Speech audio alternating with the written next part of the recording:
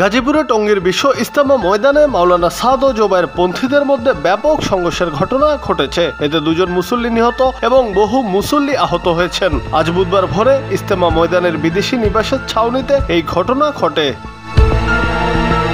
স্থানীয়রা জানান, বিশ্ব ইজতেমার আগে আগামী 20 ডিসেম্বর থেকে 5 দিনের জোড় ইজতেমা করার জন্য সাদ অনুসারীরা ইজতেমা ময়দানে প্রবেশের চেষ্টা করছিলেন। আর সাদপন্থীরা যেন ইজতেমা ময়দানে প্রবেশ করতে না পারে সেজন্য আগে থেকেই অবস্থান করছিলেন জোবায়ের পন্থী মুসল্লিরা। মঙ্গলবার রাত 3টার পর মাওলানা সাদ অনুসারী শত শত মুসল্লি কামারপাড়া ব্রিজ পার হয়ে ইজতেমা ময়দানের বিদেশি নিবাসের গেট দিয়ে ময়দানে প্রবেশ করেন। এ সময় ময়দানের ফটকে পাহারায় থাকা জোবায়ের পন্থীর অনুসারীদের মারধর করে ফটক খুলে ময়দানে প্রবেশ করে সাদপন্থীরা। ময়দানের বিভিন্ন স্থানে ঘুমিয়ে থাকা মুসল্লিদের উপর হামলা চালায় তারা। এতে উভয় পক্ষের মধ্যে সংঘর্ষ ছড়িয়ে পড়ে।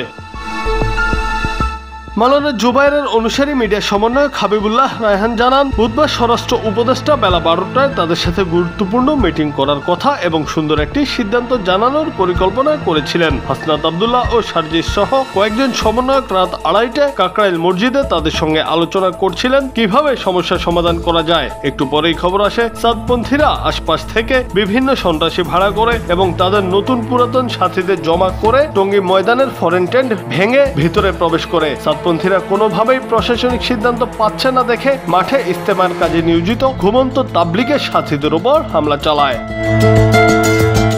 এদিকে মাওলানা সাদ অনুসারী মিডিয়া সমন্বয়ক মোহাম্মদ সায়েম জানান, শান্তিপূর্ণভাবে তাদের সাথীরা ইজতেমা ময়দানে প্রবেশের চেষ্টাকালে জোবায়েরের অনুসারীরা তাদের উপর হামলা চালায়।